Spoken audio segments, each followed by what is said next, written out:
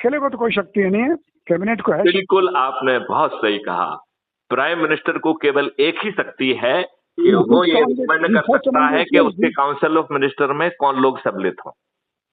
वो है दूसरा, he first among the equals, that's all.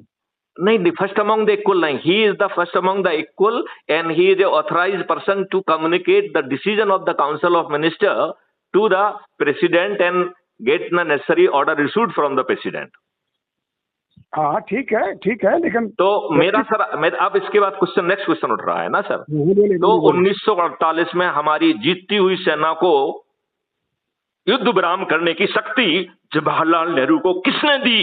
वो किस शक्ति के तहत, संविधान की किस शक्ति के तहत वो जाके ऑल इंडिया रेडियो में युद्ध विराम की घोषणा किया? इस बात पे कोई क्वेश्चन क्यों नहीं कर रहा है? मेरा कहना है ये असंवैधानिक कृत्य था। उसे काउंसिल ऑफ मिनिस्टर में चर्चा करना, अपने गृह मंत्री सरदार पटेल से चर्चा करना उसकी संवैधानिक जिम्मेवारी थी। ये दुर्भाग्य का विषय है कि आज तक हमने आज तक उसे क्वेश्चन नहीं किया सर। गुप्ता जी रुको। गुप्ता जी, मैं भोपाल आया हुआ हूँ, सुनो मेरी बात जी। मैं भोपाल आया हूँ, रिसेंटली आया हूँ, 2-3 दिन पहले आया था। बीच में मैं परसों इंदौर चला गया था, कल रात को आया हूँ और अभी मैं यहाँ हूँ।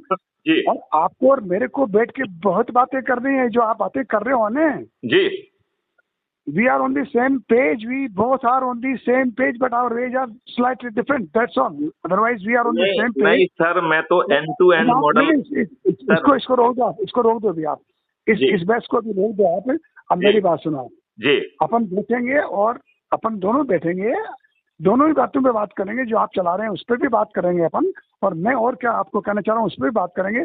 अभी मैंने विशेष पर्पज से आपको फोन किया है। सर आदेश करें। वो जो सुप्रीम कोर्ट के वकील साहब है ना, अरे साहब वही जो जिन्होंने PI लगा रखी है।